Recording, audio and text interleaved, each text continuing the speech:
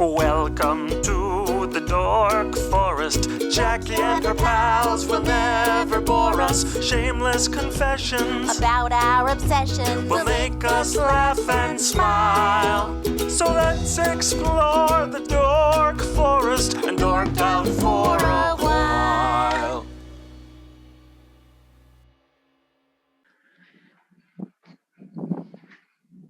Hi, I'm Jackie Cation, and you're listening to The Dork Forest. You've done it. You've chosen wisely. The website's JackieCation.com, DorkForest.com, TheDorkForest.com. JackieCation.com has everything, right? This podcast, links to my other podcast, links to my calendar for when stand-up comedy happens again, links to the merch. If you want a Ranger of the Dork Forest t-shirt, if you want any of my stand-up merchandise, there's a bunch of new merch over there. There's the old pins. There's a new challenge coin. There's a bunch of t-shirts. There's CDs. There's my DVD, and there's some video, and there's more of the information that you could deal with. Also, so that's on JackieCation.com. And there's a link on, of course, DorkForest.com to the merch page. The other thing you could do is you go to iTunes and review the show. That's always something that's supposed to help. Hi. You might be listening to the show on Pandora or Spotify or Amazon or Stitcher or some other place. Anyway, you might be just listening to it at dorkforest.com, which will also have the videos. As long as we're in COVID, as long as we're in quarantine, I am doing Zoom. I'm doing this show as also a video show. So you can go to the YouTube page and get a bunch of that. That also has a bunch of my stand-up clips on it as well. Let's do the credits. Hey, Mike Rickberg wrote and composed that song that you just heard, and he sang it with his wife, Sarah. He will sing at the end of the program his words to the Mexican hat dance. Very glamorous. Patrick Brady fixes the audio, the video. He does everything, and he really kind of keeps me sane. Loving Patrick Brady, especially in these days. And then Vilmos keeps JackieCation.com rocking and rolling, as the kids say. There are several ways to support the show. I've already mentioned reviewing the show on iTunes. You could also just tell people that you love the show. That's always something. You could repost it if it's a particular episode you enjoy. You could join the Ranger page on Facebook if you like. That's just a bunch of people who love the show, and they can riff on each other and talk about the show and dorky things that they love themselves. My Twitter, Instagram, and all things, Snapchat at Jackie Cation. If you ever want to get in touch with me, it's Jackie at JackieCation.com. That's my email address. And if you want to donate, you can just give me money, quite honestly. You can PayPal me, Jackie at JackieCation.com, or use the button on JackieCation.com or DorkForest.com, and it comes directly to me. I will use it, in this case, enormously wisely on things like shelter and food until I'm on the road again. And then, and I appreciate whatever you could send. If you want to make it monthly, if you do monthly things, you can make the PayPal thing monthly. You can also, if you don't like PayPal, you can pay me by Venmo. My Venmo is just my name, Jackie-Cation, and then a picture of me, windswept, I believe.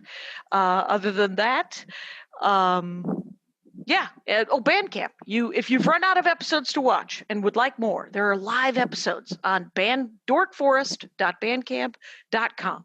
And there's a bunch of episodes. There's 200 episodes before I started pre-recording. The best 17 of the horrible audio that they were are on Bandcamp. So you can listen to those for free. There's a bunch of live ones that are like $2 a piece because they cost me some money to produce. So I charge you a couple of bucks. There's also a storytelling album if you like that. So much info. Let's get into the show.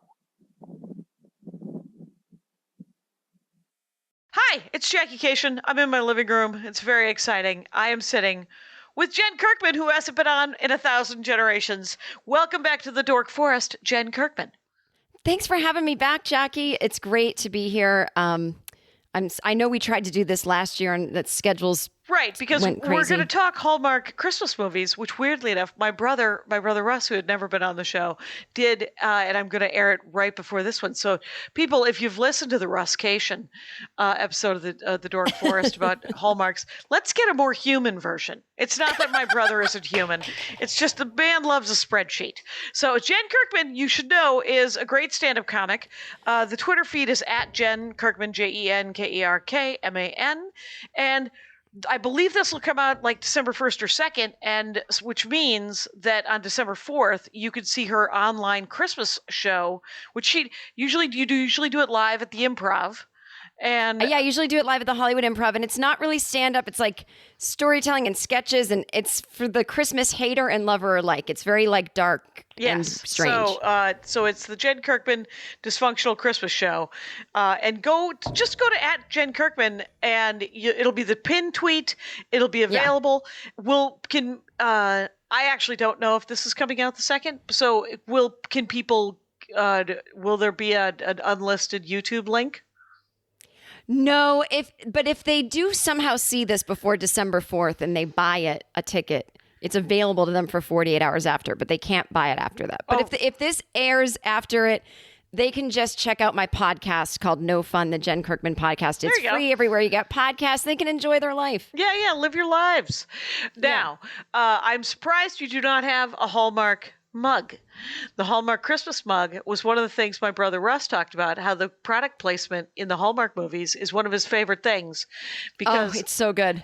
Then you can go to a Hallmark store and get that mug that she was using.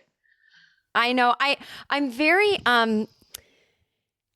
picky with Christmas decorations. I'm very into white and gold only, white, silver, and gold. So anything with red in it, I don't do. Even if it's a mug. Okay. You don't. So, yeah, my Christmas mug has a fur thing around it. Okay. So, I haven't seen the Hallmark mug, but I assume it's red or something. Well, there's several different ones because there's at least 149 movies. So, and I know that because he made a spreadsheet and of the ones that he's seen. And do you know that the network actually provides now? I did this by accident last year, and it really ruined me. They're like, download the blah blah, and it'll sync up to your calendar. And so I somehow synced up my calendar to the Hallmark Christmas movie schedule. And I had there's 40 of them. Right. And so I was getting reminders and my things were going off and beeping. I'm like, all right.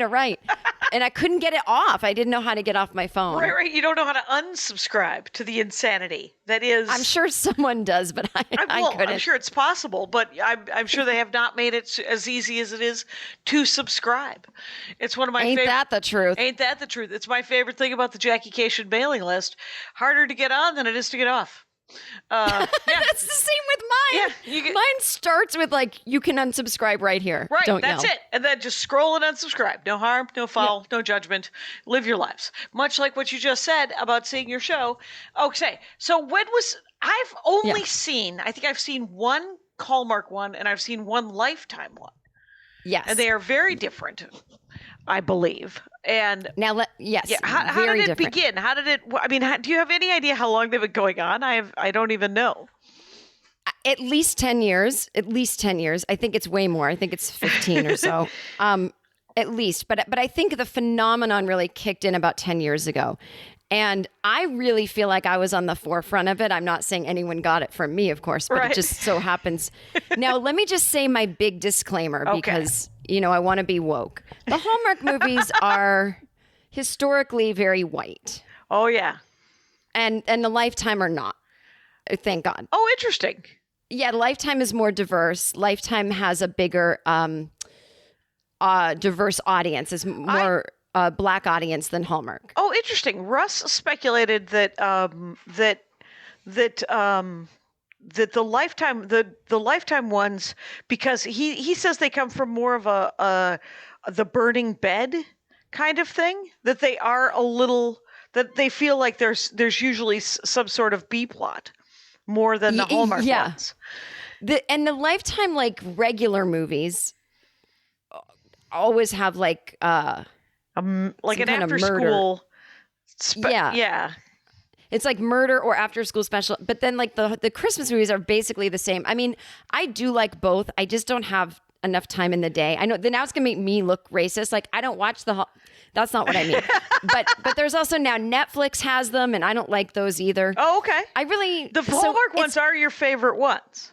They're my favorite ones because of the simple formula that seems to happen. Which is? So a lot of city girl goes to the country or goes to a smaller town. Oh my God, she didn't pack her boots because she doesn't have any. She's in her high heels. She runs into, oh my God, she just had a breakup. Oh my, it's always like, I thought we were getting engaged. I'm going to take you out to a special dinner in the city tonight. And we're going to get engaged. And he's like, I have a proposal. And she's like, oh my God. And he's like, I proposed a business deal at work today. And she's like, oh, and he's like, what? And I thought we were getting married. It's all that. Okay. And then they break up. And then the girl always ends up in a small town or some kind of ranch or something, whatever. And then it always is she runs into someone she used to know. Right. A guy, obviously. And they fall in love and she realizes that she wanted a simpler life. Now, here's the thing with that. I actually think these movies are oddly feminist. And here's why. There's nothing that it's not anti-feminist to decide that you don't want to live in the city anymore. Yeah. And that they never give up their jobs. They just figure out how to do them from the small town. Right. And they never talk about kids. And that's for a child-free lady like me, and I know you are as well. I'm not obsessed with happy endings, meaning we get married, we have kids. Right, right. And there's no pregnancy in these movies. There's no like, I want to have kids with you. The only There's time very there are little kids, sex, is there? correct. Okay. But it's not where there's no sex. It's just a kiss. It usually ends on a kiss. Right. And then it's implied, from there on. But anytime there are kids in it, it's like the guy is a widow. Oh, that's right. And the kid, that's the other trope. The guy is a widow. He has like a 10-year-old. And the 10-year-old immediately takes to this woman who's their interior decorator. He's a busy executive. He doesn't know how to decorate for Christmas. He hires this woman. She's like, what do you mean you don't have a Christmas tree in the foyer? And he's like, listen, I don't have time. And the kids love her. And then they all fall in love. Yes. Yes. But so those are kind of the tropes. And then my favorites, I have so much to say. Now, let me just organize my thoughts really quick. So inherently, I don't think they're... I defend them to the death that the women are always very powerful business-wise, and the men always have these jobs like, I sell Christmas trees, which is like lower than minimum wage and a job you only have 3 weeks out of the year. And they're not threatened by these powerful women at all. Right. And I appreciate that. Yeah, I think that's interesting. That that feels like romance novels in the way that people are like, well, they're I'm sure they're not feminist, and you're like, except for the fact that traditionally romance novels are written by women for women about women, and there's absolutely no other books out there, or traditionally were not any books about women at all. And exactly, this is interesting. Like, I wonder, on Russ's spreadsheet, there were 149 movies that he had logged. Only 7 of them were directed by women. But I don't know who. I don't think he had a column for who had written them. But he had a column for their Nielsen ratings, and one of the things that he thought was interesting and was that the women.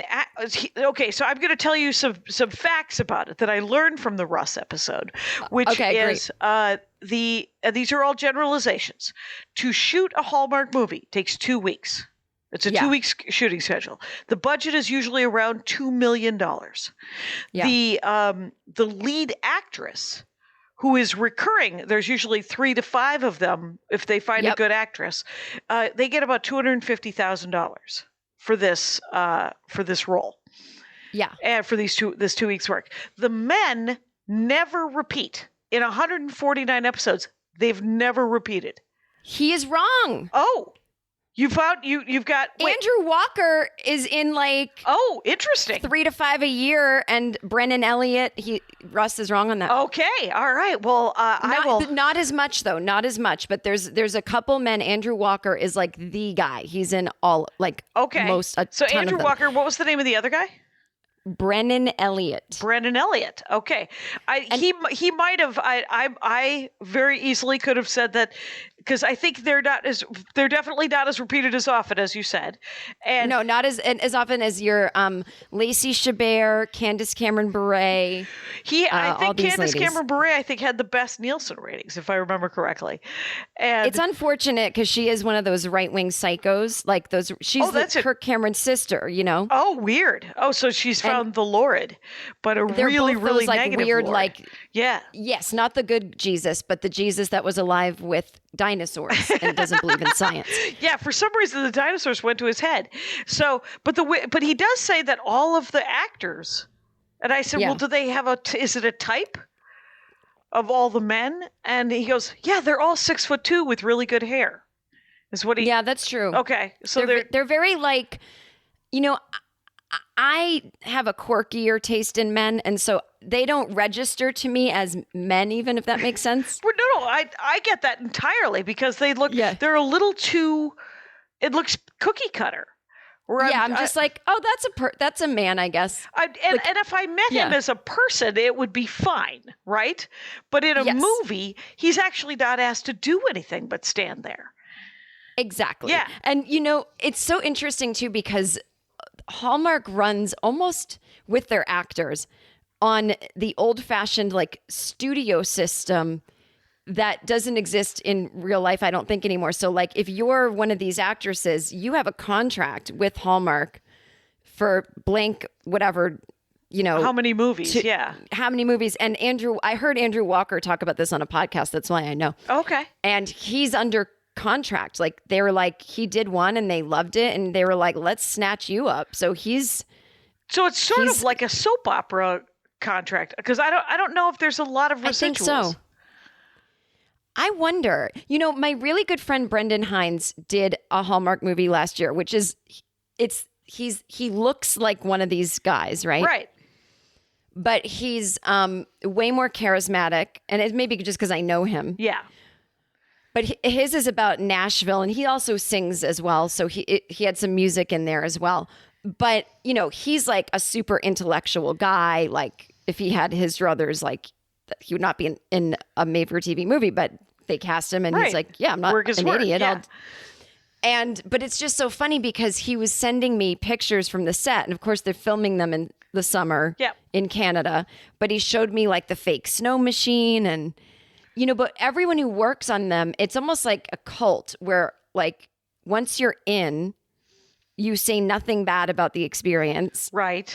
Not that I think anything bad is happening and there's any cover up. I just think it's such a well-oiled machine. Yes. That you're in, it's 2 weeks, you're out. They had the best time. Goodbye. Right. Well, and Russ has been calling me every couple of days with more anecdotes ever since he did the show.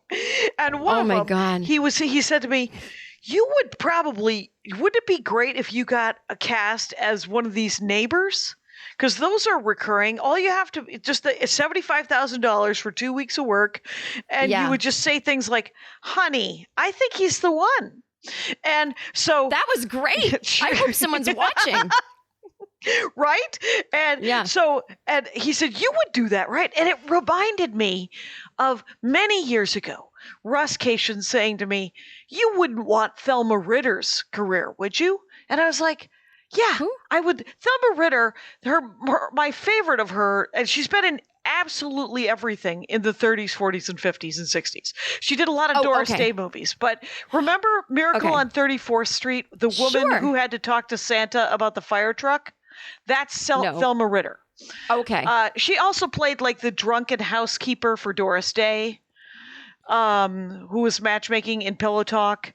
She Okay, I do actually know that. Right. She's been in I was like, she's been in 180 movies over 30 years. Yes, Russ, I would love Thelma Ritter's career. That would be fine.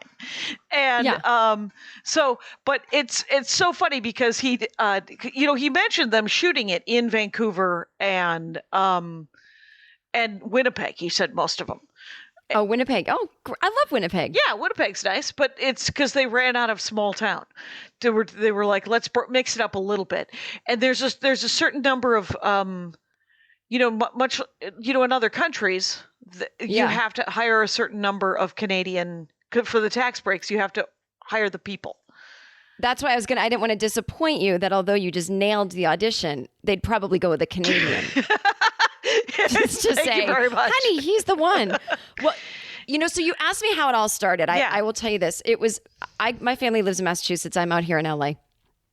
So I go home to visit and we all gather at my sister's house because her house is bigger and she's got a nice fireplace and all the Christmassy things. Neat. And I won't be going there this year because the president had an uncontrolled pandemic. Okay. So anyway, but one year we're watching this show based on title only called A Boyfriend for Christmas. Who doesn't want to watch that? And it was on Hallmark, and it was basically this girl asks Santa for a boyfriend when she's a little girl. Okay. And then in cut to she's an adult and thinks she runs into that Santa Claus again, and she still doesn't have a boyfriend, and he gets her one or something. But it was just one of those things where I'm watching it with my mom and my sister, and my mom should be a comic because she's got this anger and this negativity that like I actually don't all the time have. Sure. And so I'm watching this movie kind of earnestly. Right. And she's like, what the hell is wrong with these people? This is so stupid. Who want a boyfriend for Christmas? Get out of here. She's a grown woman talking to Santa about a love life. I hate these assholes. It's just going on and on. Like and then my sister and I are just loving it because, Yeah. we just love it. And my dad is sitting there and we think he's bored. And then just as the movie's ending, he pipes up and he goes, I've seen this one. They moved to California. And he completely ruined the ending. And it was just one of those moments that was like, it was a really nice family moment. And we've just thought about it ever since. Like it became sort of a habit that my sister and I would watch them. My dad, now there's two types. I'm sure Russ told you this.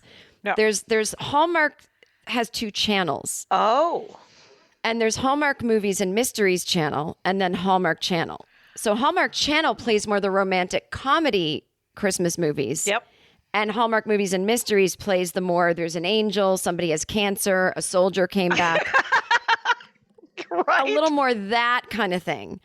And so my dad likes those. Okay. So he'll have the TV on and go, Jen, that's actually an angel, and then she has cancer, and he just came back from war, and I'm like, put on the one with the girl in the city falls in love, and so I watch it every year with my family. But really, it was like the last 6 years I noticed they caught on to their own thing. I think more people are watching these movies like.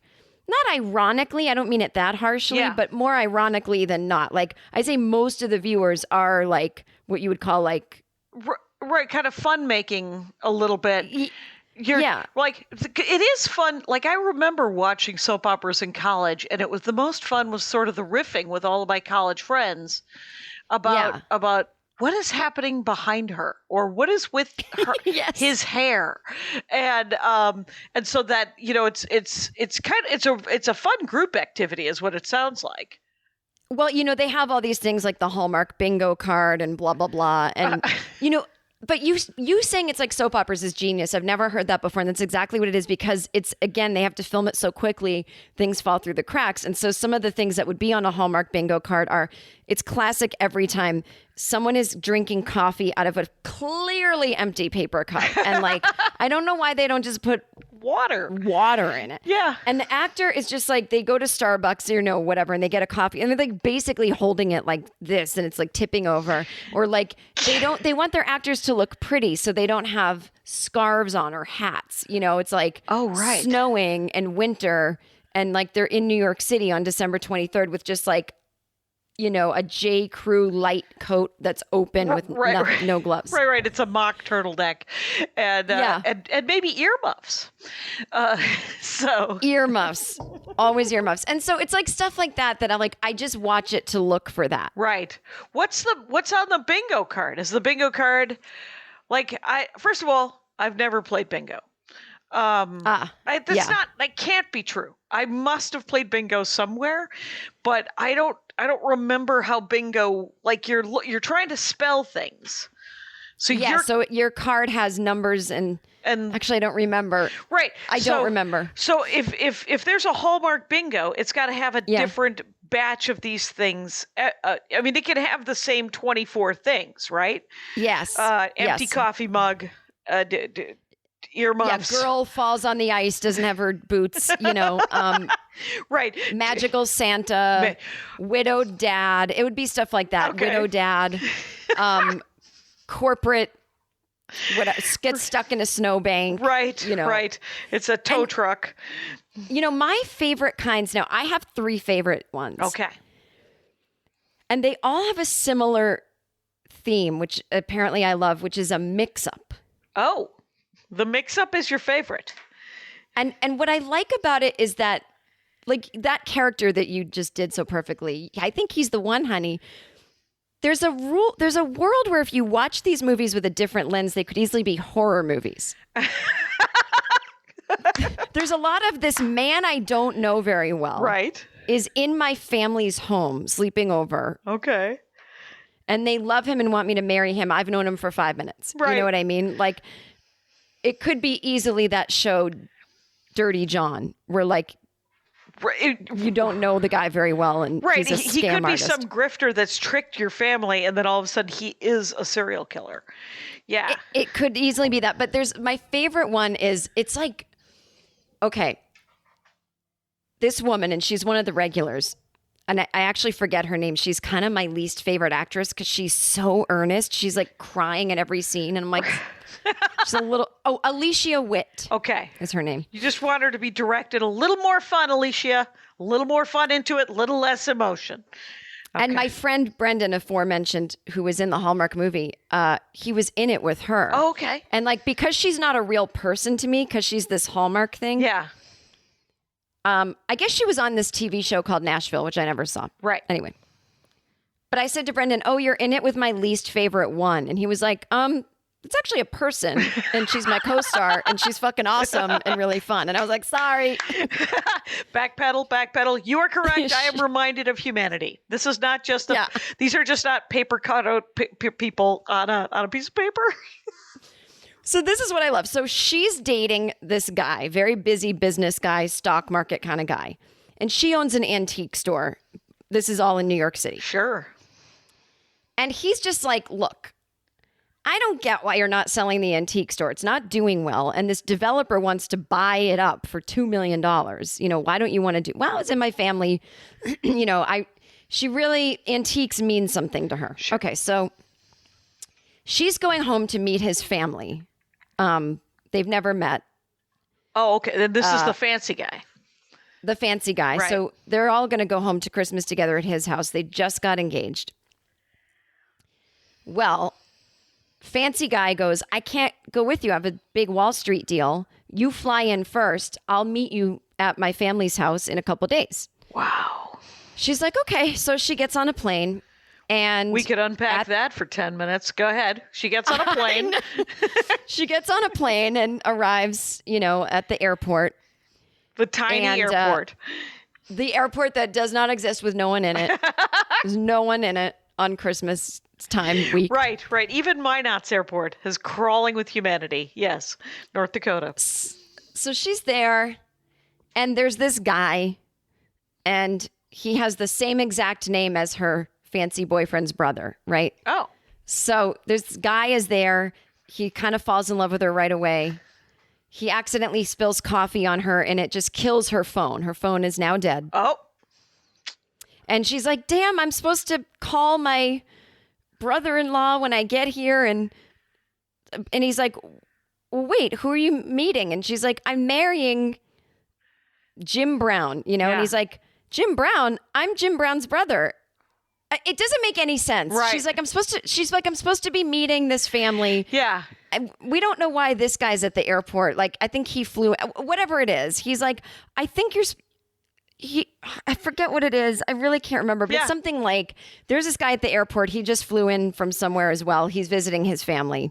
Right. And he spills coffee on her phone. Her phone's now dead. She's like, I'm supposed to be going to, I know what it is. I'm going to Christmas Tree Town, and I'm meeting my husband James Brown's family. Right. And he's like, I live in Christmas Tree Town and I have a brother named James. And she's like, oh my God, you must be James's brother, Chip, or whatever. Whatever. You know? Right. We're going to be and- related. Yes. Yeah. And so she's like, oh, you must be my brother's whatever. She's like, weird. He didn't mention that he had a brother named John or something, Yeah. you know, whatever.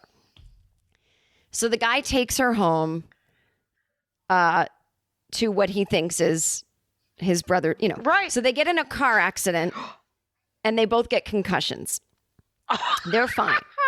But they have Okay. to stay up all night. I don't know if you've ever had a concussion, right, but you 'cause can't, go to sleep.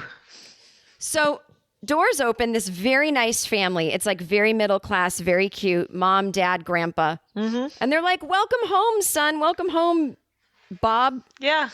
And they're like, who's this woman? And he's like, this is Jim's fiance. And they're like, Jim got engaged? And she's like, we were going to tell you he's flying in a couple days. He has a Wall Street deal. They're like, oh, okay. So anyway, she and Jim's brother stay up all night talking. Right. Obviously falling in love. Yep. This family is the opposite of the fancy guy, you Yep. know? And she keeps saying, I mean, the bottom line is it's not, she's in the wrong house. Right. So. But she keeps being like, oh my God, he never told me about this, or this is so cozy, or, you know, he's working on one of his deals. And, Yeah. and they're like, it's enough vagueness that it works, but you don't understand why she hasn't like checked her voice, maybe email on a computer, but Right. he keeps calling her. He can't get in touch with her, whatever. Long story longer. She's been there 3 days. She is falling in love with this family. They're making Christmas cookies. Sure. It's so sweet. Yep. She's like, I'm so excited to be married into this family. But meanwhile, the brother really loves her. Yeah. Like you can tell that this guy that just met her loves her. And that's what makes it creepy. Yeah. Is he's really in love with her right away. And he's really into antiques. What? And Come on. so anyway, long story short, the fancy guy boyfriend finds her and is like, this isn't my family. And she's like, oh.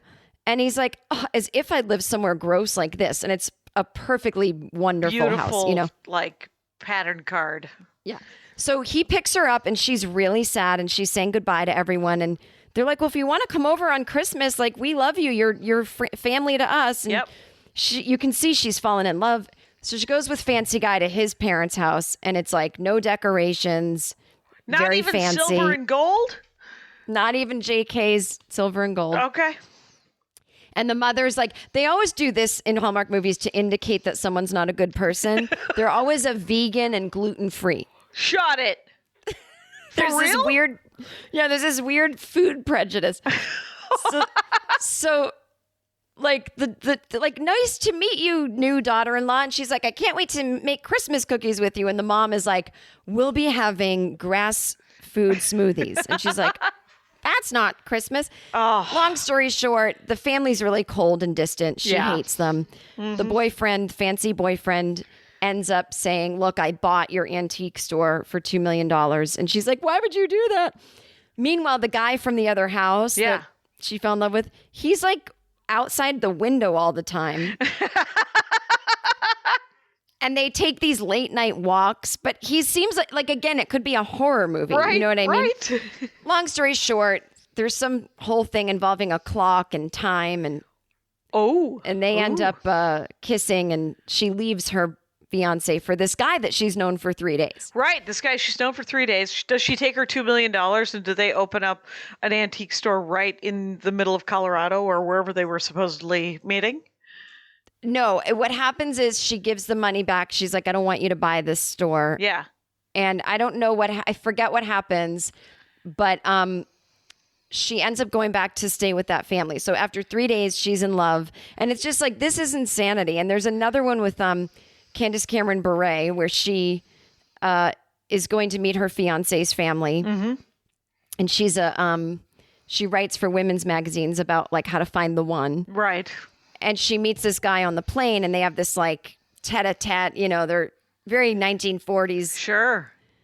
And they get stranded. And this was the funniest thing, and you'll love this as a comedian. They're supposed to land in New York City. Right. But because of a snowstorm, they've been diverted and they must land in Buffalo Because that's where you want to land in a snowstorm. No, you'd want to go to Atlanta. I'm so sorry. That's where you wouldn't end up at Buffalo. That's not how You that would goes. not. And if you were to land in any airport in New York, you'd just probably stick with the major city. So they're up in Buffalo. They get stranded with this guy she's just met on a plane. They're at a hotel and they end up having to drive to New York and whatever. Same thing. They fall in love over the course of a few days. And we realize her fiance was never the right one for her. And he's again from a rich family. Sure. You know, and they're dicks. And I think what I like about these movies is you could be like, oh, they're trying to set up it's like city versus country. Yeah. But what I like about it is that the city people that are dicks aren't like liberal, hip people. They're rich, uptight, old money assholes. Right. So it's the same Super people that we narrow-minded. hate. Yeah. Yeah, it's the same people we hate in the city. Right. It's not making fun of people like us in a city. So I don't know. I have a lot of like, I don't know. I don't feel like I'm totally compromising my values. Oh no. Watching. Oh no. And it's so funny because when I asked Russ what his favorite, if you could, I told him to pick like 5 favorite episodes, and he said, "You're asking me to pick my 5 favorite Pringles. They're all the same." Yeah. And, I mean, yeah. and He's not wrong. He's not wrong. But he said, his favorite thing is that she's come back to this town and all of a sudden it's she's run into her old high school boyfriend. Yes. And for some reason that guy's a widow now, or he never married. And he's like, he was talking about how he's like, I don't know how that guy never married. That guy's been in his hometown. Look at him. There's no reason for that guy not to have been. He owns the Christmas tree, farm. Yeah. He's, it's not like he doesn't have gainful employment. And I was like, okay. And he said that there was. He didn't talk much about, because I like your idea that it is a feminist. That it's just a different stretch. kind of, well, it's a stretch, but it's just like, it's as narrow as these are, they are, women get to be people in them. Like, kind of. Yeah. Like they get to be as much of a person as the 2D dude, more so even.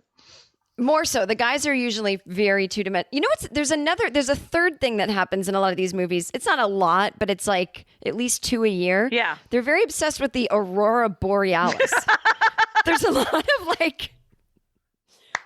of Alaskan ones where they're like, oh my God, look at the lights. And you're like, why do that to yourself? Where you have to make it out of a green screen. It's going to look bad. Oh, right. It's not going to look right. Yeah, so why add that into your movie? I don't know. Well, because the Aurora Borealis is very romantic. Have you ever seen the Aurora Borealis? No, but I have been to Alaska in the summer when it stayed light out long. Right. It's right. I saw it once. It wasn't romantic at all. I was with Maria Bamford and a guy in a pickup truck. We were driving we were doing one-nighters outside of Fairbanks. Oh, yeah. Yeah, in 2001. It sounds amazing, though. But I never thought of it as romantic. I always thought of it as like, ooh, science-y, weird. It was pretty. It was great. But the guy, all of a sudden, he pulled his pickup truck over and he's like, Oh, it's happening. You guys probably want to see this. And we did want to see it.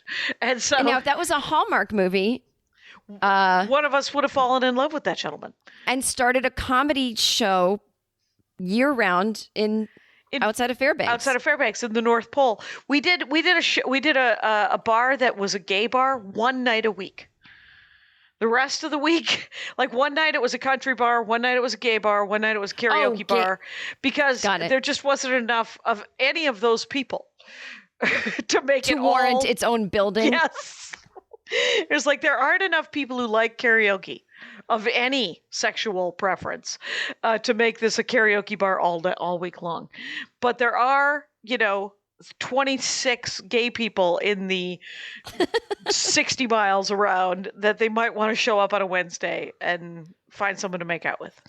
I kind of love that it seems like a very tolerant place that it can have all those different things. It was pretty mellow for what was enormously, it was Fairbanks and then the town of North Pole, Alaska which has a senior center that every year they respond to children's Christmas cards because kids send their Christmas card letters to North Pole, Alaska, and the senior center people respond to them because it's something to do for them. I'm literally going to cry. That's so nice. I want to move there and be a senior there. Right. Who doesn't want to be a senior in North Pole, Alaska? That does sound more fun than... Okay, so the other thing you were talking about how they're super white is Russ was saying is that they'll usually be a friend who is black or a person of color. And that person will have an under 5. Will have 5 to 9 lines, and we'll meet that person at a Christmas party where their girlfriend or boyfriend is also black, and that person will not have any lines because they don't have that kind of budget. But that's exactly right. We will have that friend, and you're just like, well, it'd be nice if they were more exciting, right? I mean, this is the first, I suppose. The first Hallmark movie of this year, which they already started. I know we're filming this a little sooner than it comes out. This is Halloween Day that we are filming this. Yes. October 24th is when they started this year. Wow. First one. Yeah. The first one was about an interracial couple. And what was funny about it, well, not funny, but it was like the girl moved to Alaska and fell in love with this guy. He's black. I mean, his family's black, obviously. And, they fall in love and whatever. But it's like, okay, good. But then it just annoys me because I'm like, well, they're not going to have a conversation about race in America and how, the kid's going to be raised by a white mother who doesn't understand how to talk to her kid about the police. And I'm like, well, Jen, they can't get into this in a Hallmark movie. Right. A Hallmark movie, literally, how long are they? Are they just the 72 minutes? Almost to the moment? Exactly. And 2 hours with commercials, blah, blah. Yeah. So. Yeah. No. They can't really get into all that. But I'm thinking about it as I'm watching it. Right. But it is a parable for civilization itself, the Hallmark Christmas movie, because the steps that we're making are baby steps. This is like, oh, there we go. We got some, and we got more people of color than there were last year.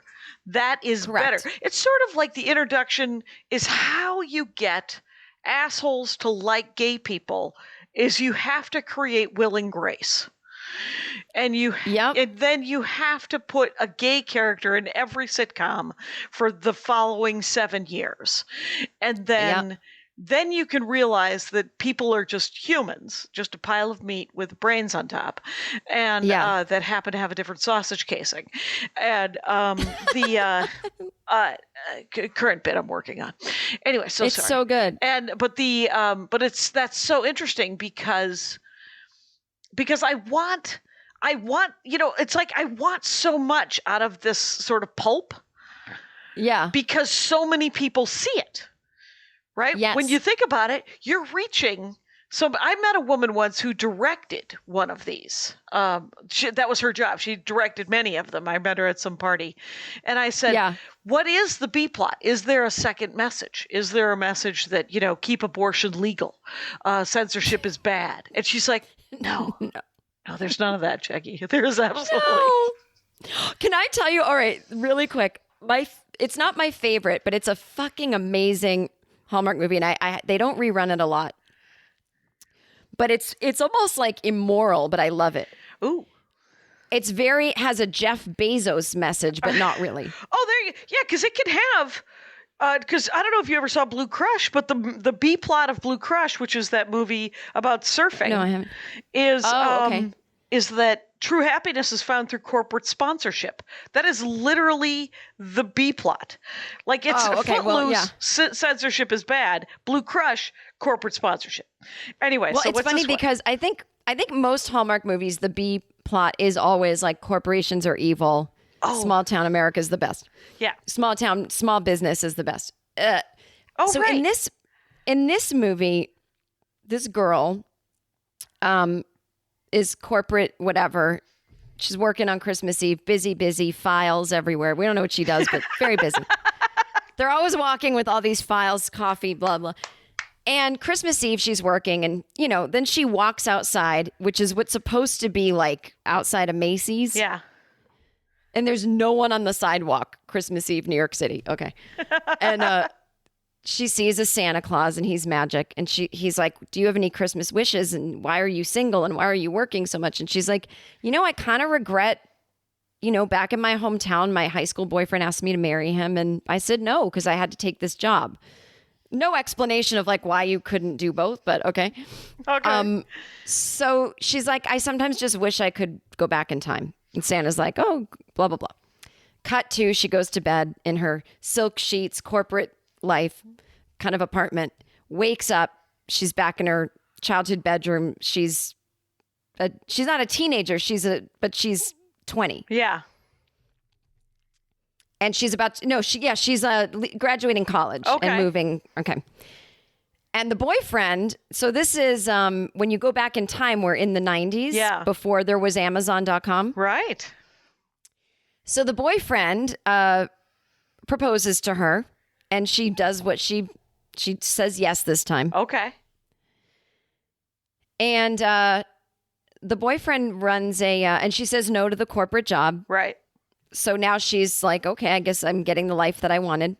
And the boyfriend, it's Christmas Eve, and the boyfriend works at a bookstore that his dad owns. Yeah. And he's like, people aren't reading anymore. You know, no one's buying books. We're going to have to go under. And she's like, well, have you thought about putting them online? Because she's from the future, you see. Yeah, yeah. And he goes, what do you mean, like email? And she goes, no, you can buy books online. And he's like, no, you can't. And she's like, give me a minute. She's like, give me the night. So she grabs a bunch of books, and we cut to a scene in her childhood bedroom with the oldest computer ever. Like not one that would not have internet capabilities. Right. She's got, it's a Mac Classic. She's got 4 megs of RAM. Okay. Yeah. And she's somehow she's like looking at the numbers in the books and inputting it in the computer. She's basically creating Amazon.com. Yes. So, but this is the funniest part. So it works. And now everybody is buying books online from her boyfriend's father's bookstore. Right. But we see a scene the next day where he's like, I don't know what you did with this online thing, but business is booming and there's 1 million customers in the store, which makes no sense. Right. Now there's brick and mortar's rocking it too. That's so weird. Whatever. Yeah. So he's like, so anyway, they're like getting rich. Yeah. And at no point does she go, okay, so I'm altering the course of history. Like, I am now the CEO of Amazon. Right. And now Jeff, you know, technically that means Jeff Bezos is a homeless guy probably in this reality. No 70 billion for him. So anyway, the way the movie ends, it's unlike any other Hallmark movie. She doesn't stay in the small town. He moves to New York City with her. Oh. And they wake up in their very non-Christmassy, fancy apartment, like silk sheets, silk pajamas. Hell? What's the name of that one? I can't remember. And he's serving her coffee in bed. And he's sort of like her manservant / co-CEO, and they're rich as fuck. Right. No kids. And I'm like, it's the best one ever. And they run Amazon, and Jeff Bezos is nowhere to be found. So I don't know what the allegory is on that one, but Right. That is so weird. That is amazing. you can find the feminist ones. Yeah. if that's what feminism is. If that's what feminism is. Yeah, because the weird thing is about feminism is that it's just humanity. That's all. I mean, everyone just equal wants rights. to be right. Everyone just wants equal rights. It's like it's not racism is just treating somebody like they're not capable of having hopes and dreams. You're an asshole. And that's all it is. Everyone gets to just be a person, you big fucking weirdo.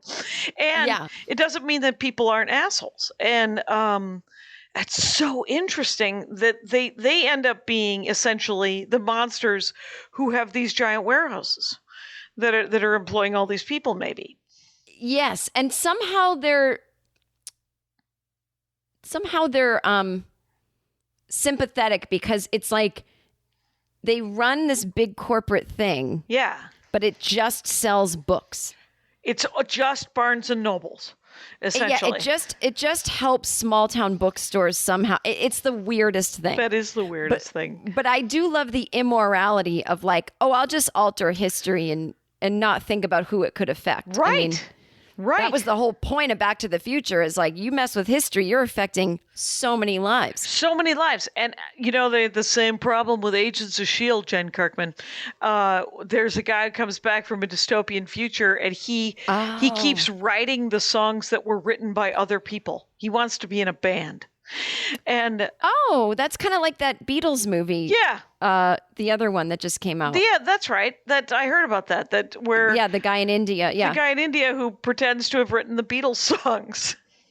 That's not a great movie, by the way. Right, and a terrible message where you're like, well, and I know that anyone going, well, if you don't like it, it's probably good because you're just telling us these ridiculous movies you like. But that's the other thing is like in real life, I'm very discerning. I think I have great taste. Oh, in fair enough. Film and television, Well, but this is my. But everyone has these things that they enjoy that are not, that are very that don't feel like the classy thing.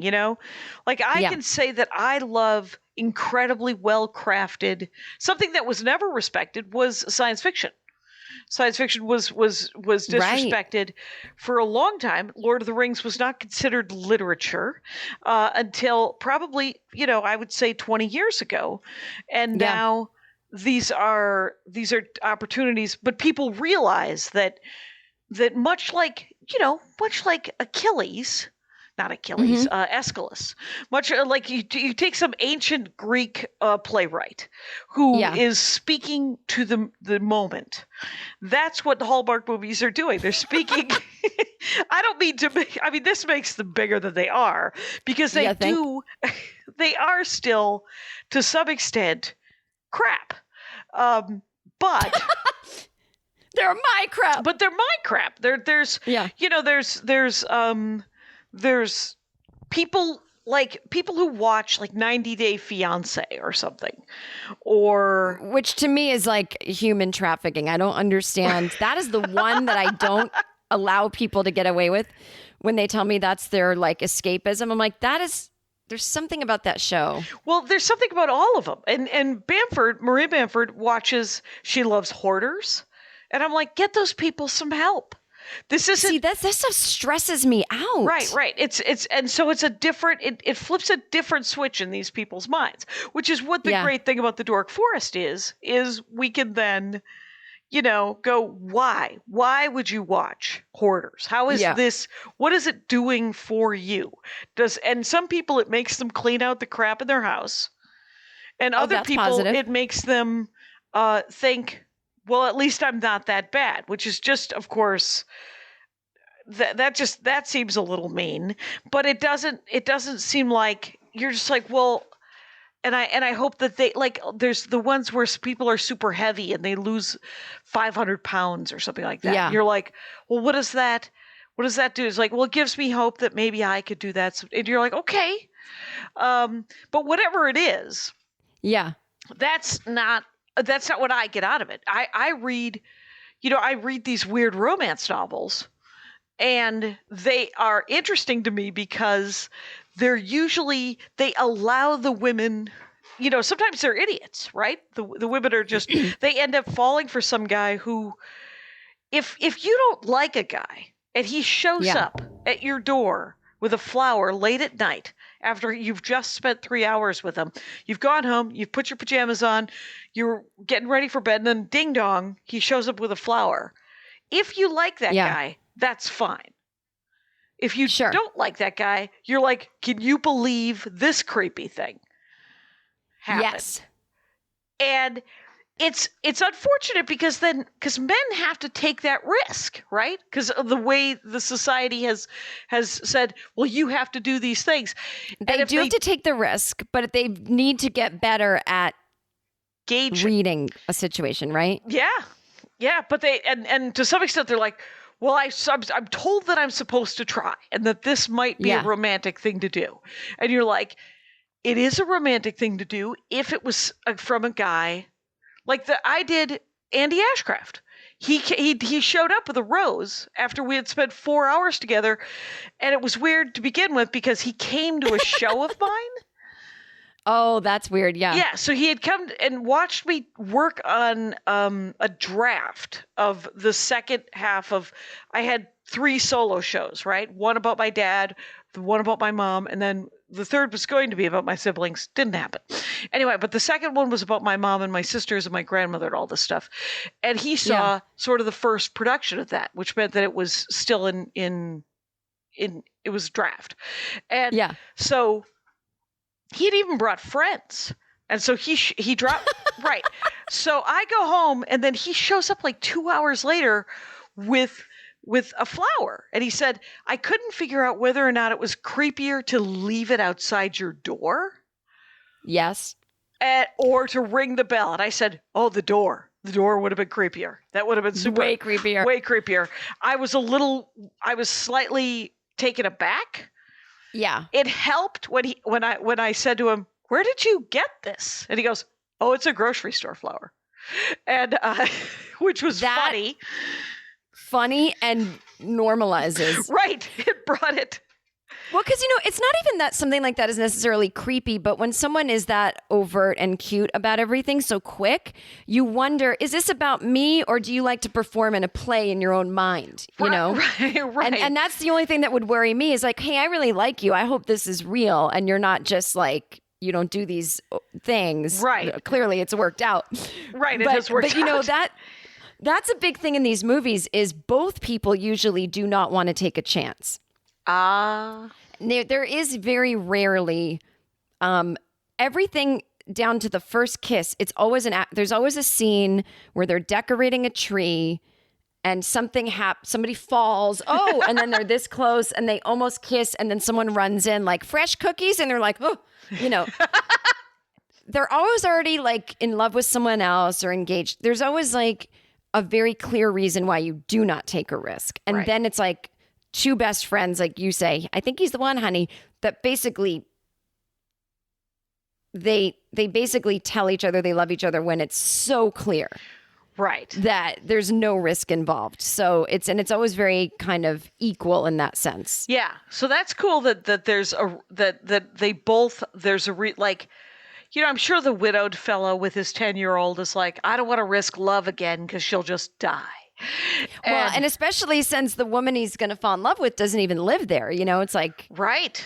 He can see that abandonment coming. Yeah, right. He can't. It's interesting that the abandonment issues come from the fella. That is always interesting to me. That a lot of times, yeah. So that's kind of a nice twist as well. It allows a certain amount of humanity in a 6'2" good haircut guy. Yeah, they usually are pretty vulnerable, Yeah. And what else brings me comfort with these shows is like I'm a real Christmas freak, but for me it's really the decoration. So like I've put mine up already and that's what I do on Halloween is before the pandemic I used to just go visit some friends that I know and we'd sit on their porch and give out candy, but an alternate version that sometimes I do depending on the weather or how I feel that year. This year I'll be on the couch watching Hallmark movies, and that's when I don't have my tree up yet. That comes later, but like all the lights will be on, the Christmassy lights. Oh, and stuff. nice! And do you do a real tree or do you do a fake tree? What do you got going on? Fake so that it can stay up longer, right? And I don't want to deal with pine needles, but I have a white tree this year. That's a new thing. Oh, you bought a new tree? We're buying a new, we do every other year. One year we have the real tree. Last year was a real tree. And our fake tree, we've had it for 15 years and it's done now. And Andy's like, I'm kind of excited about shopping for the new fake tree. And I said, that'll be fun. Because he wants it to look super fake and yet kind of real. Because my whole thing is it has to be green. But it can, but it can be made out of swords. I don't care. That would be kind of fun. Well, I always, I'm a product placement sucker. Yeah. I ended up buying Balsam Hill trees in the past from watching Hallmark because they will do a 10-minute, talk about product placement. Like they'll full on do a 10-minute Balsam Hill ad. Is that a fake tree company? they've got everything. It's all Christmas decorations, garland, whatever. But the trees look so real. They're quite expensive. I got a small one on sale. Okay. But you could spend up to like $800 on a giant one. Wow. I mean, again, mine was like $100, but it's all the decorations. Like it's so lit up and cozy and small town. Like it just, it does something to my brain. And you know what? There's no problems, there's no President Trump. There's no anything. There's no election. Yeah. It's just, this is a slice of life where people's biggest problems are they're too successful. Yeah.